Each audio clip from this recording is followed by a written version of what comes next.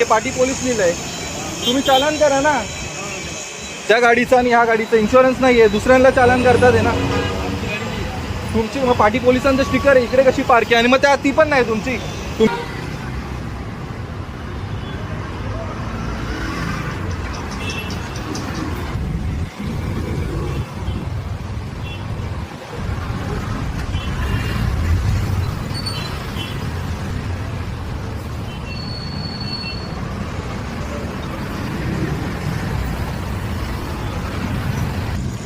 या गाडीचा इन्शुरन्स संपलाय आणि आता HRPC प्लेट आहे आणि हिचा नंबर बघा कसा फॅन्सी प्लेट लावली आहे. इकडच्या सरांचीच कोणाची तरी गाडी आहे, पोलीसवाल्यांची ट्रॅफिकचा पाटी हे लावलंय बघा. प्रॉपर नंबर पुढून पण दाखवतो तुम्हाला मी.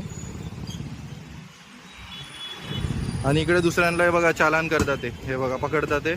आणि इथे स्वतःचे डॉक्युमेंट नाही आहेत बाकीच्यांचे. ही गाडी आणि आता ही गाडी तर बोलतात यांना माहीत नाही कोणाची आहे, पण ही गाडी आपण बघूया कोणाची आहे. ही गाडी तर स्वतः पोलीसवाल्यांची आहे, हिचं पण इन्शुरन्स नाही आहे बघा. या गाडीचं पण इन्शुरन्स संपलं आहे आणि इकडच्या त्यांची आहे. आता हे किरण सरांना मला पाठवायला लागणार, म्हणजे अजून इकडे हे लोक सगळं लाईटली घेतात ते माझ्यामध्ये. ह्या लोकांच्या गाड्यांचं डॉक्युमेंट नाही, एक्सपायर आहे इन्शुरन्स. आणि इकडे दुसऱ्यांना चालान चार्ज करतात. त्यांचे डॉक्युमेंट एक्सपायर आहे आणि दुसऱ्यांना इकडे चालान करत बसलेत. जेव्हा स्वतःचे डॉक्युमेंट नाही आहेत तर हे दुसऱ्यांना चालान कसे करू शकतात, पहिली गोष्ट. आता ह्या गाडीला फाईन मारायला त्यांना सांगतो मी, ते बघूया करतात का. जसं मी तिकडे बदलापूरमध्ये केलं तसं इकडे करतात का बघूया.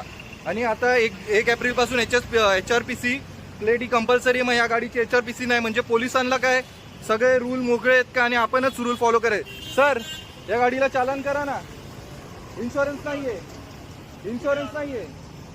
माझं नाव सोडा सर, इन्शुरन्स नाहीये.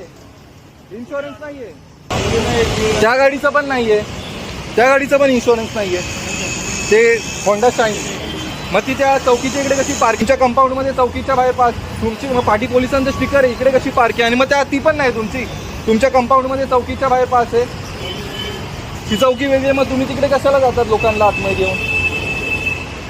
सर तुम्हाला पण माहिती आहे, आता मी किरण सरांना कॉल करणार, ACP किरण त्यांना कॉल करणार आणि मग तुम्हाला मग कॉल येणार, मग तुम्ही बोलू नका.